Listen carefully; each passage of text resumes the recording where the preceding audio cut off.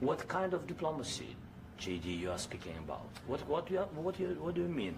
I'm talking about the kind of diplomacy that's going to end the destruction of your country. Yes, but if you Mr. President, with respect, I think it's disrespectful for you to come into the Oval Office and try to litigate this in front of the American media. Right now, you guys are going around and forcing conscripts to the front lines because you have manpower problems. You should be thanking the President for trying to bring an end to this conflict. Have you ever been to Ukraine that you say what problems we have? I have been to. Come once. I've actually watched and seen the stories, and I know what happens is you bring them on a propaganda tour, Mr. President. Do you disagree that you've had problems bringing people into your military? And do you think that it's respectful to come to the Oval Office of the United States of America and attack the administration that is trying to prevent the destruction of your country? A lot of questions. Let's start from the beginning. Sure. First of all, during the war, everybody has problems, even you, but you have nice ocean and don't feel now, but you will feel it in the future. God bless. You don't know that. God bless. You God bless. You will not have a war. Don't tell us what we're going to feel. We're trying to solve a problem. Don't tell us what we're going to feel. I'm not telling you. Because you're in no position to dictate that. That's exactly what you're doing. You're in no position to dictate what we're going to feel. We're going to feel very good. You will feel influence. We're going to feel very good and very strong. You will feel influence. You're right now not in a very good position. You've allowed yourself to be in a very bad position, and he happens to be right about it. From the very beginning of the war. You're not in a good position. You don't have the cards right now. With us, you start having cards. Right now, you don't. You're playing cards. You're playing cards. You're gambling with the lives of millions of people. You're gambling with World War III. You're gambling with World War III. And what you're doing is very disrespectful to the country, this country.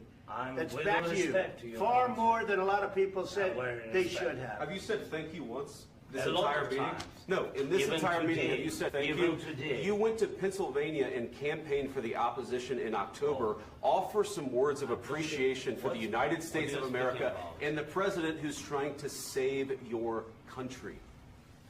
Please, you think that if you will speak very loudly about the war, you can... He's not speaking loudly. He's not speaking loudly. Your country's in big trouble. Can I Wait a minute. No. You've done a lot of talking. Your country is in big trouble. I know. You're not winning. You're not winning this. You have a damn good chance of coming out okay because of us. Mr. President, we are staying in our country, staying strong from the very beginning of the war. We've been alone, and we are thankful. I said thanks you haven't in been this alone. cabinet. You haven't been alone. In this cabinet. We gave you, through this stupid president, $350 billion. You voted we gave for you your military equipment, and you men are brave, but they had to use our military. What about if you didn't have our military equipment, if you didn't have our military equipment, this war would have been over in 2 weeks. In 3 days. I heard it from Putin. In 3 days. This is something maybe new. Less. In 2 weeks. Of course, yes. It's going to be a very hard thing to do business like this. I tell you, just say thank you. I said a lot of times to American people. Except that there are disagreements, and let's go litigate those disagreements rather than trying to fight it out in the American media when you're wrong. We know that you're wrong. But you see, I think it's good for the American people to see what's going on. I understand, sir. I think it's very important. That's why I kept this going so long. You have to be thankful. You don't have the cards. You're buried there.